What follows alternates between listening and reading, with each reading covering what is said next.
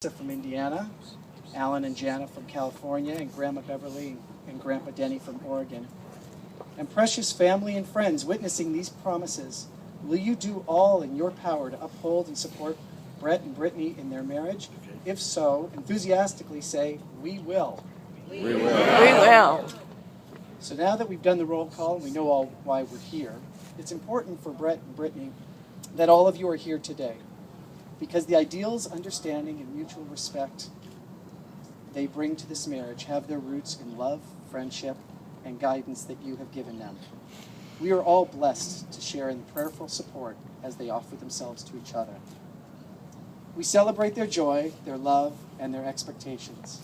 What makes people authentic is not how religious they are, but rather how loving.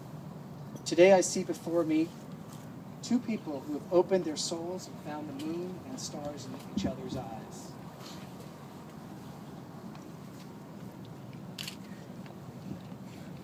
The love they feel for one another has moved them so profoundly that they've decided that this is the one person they want to keep in their hearts for the rest of their lives.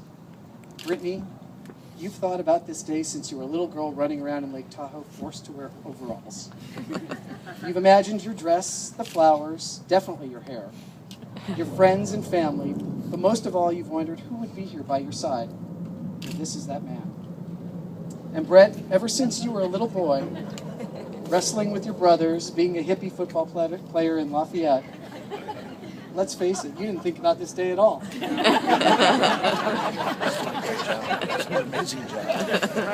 But as an adult, you may have wondered if you'd ever get married, who would be by your side? Well, this is that woman. I love the line from the movie When Harry Met Sally.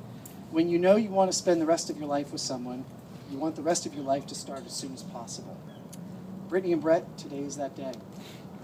Here in San Diego, it's quite fitting that you've chosen to create a visual representation of two individuals becoming one. If I can get you from here. We have sand here from Ocean Beach.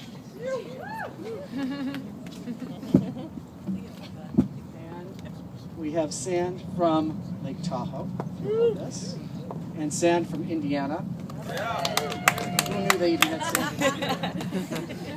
I'm going to ask first Brett to pour a little bit of your Indiana sand over the Ocean Beach sand. Just a little bit. And Brittany, if you'll pour yours because you're top billing today. And if I could get both of you to pour your sand. This creation is symbolic of your new life together. It can be as strong or fragile as you care for it. But make no mistake, just as the sand from where you began has blended, so too has the joining of your lives. Is she gorgeous? Oh, God, is she gorgeous. This is a reading from the 1 Corinthians. Love is patient, love is kind. It does not envy, it does not boast, it is not proud. It does not dishonor others, it is not self-seeking, it is not easily angered. It keeps no record of wrongs. Love does not delight in evil, but rejoices in truth. It always protects, always trusts, always hopes, always perseveres.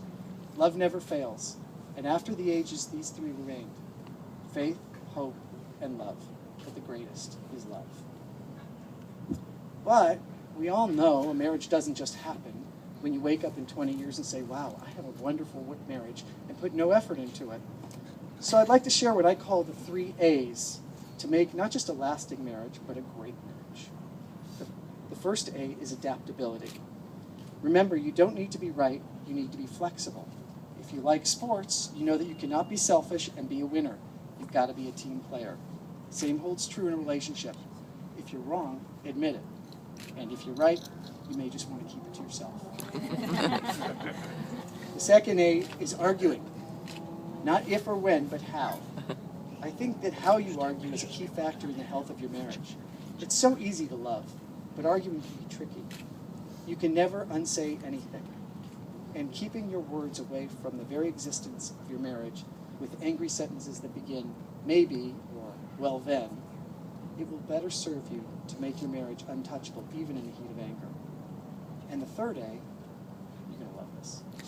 Acceptance. Studies show that a bride sees three things at her wedding: the aisle, the altar, and him.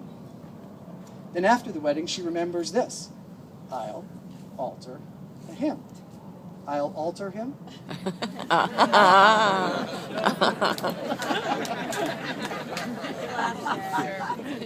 But what we want to do is not change each other, but accept each other for each other's unique differences. How they met. It was 8 years ago, and Brittany will quickly jump in with, it was November 10th, 2005 at 6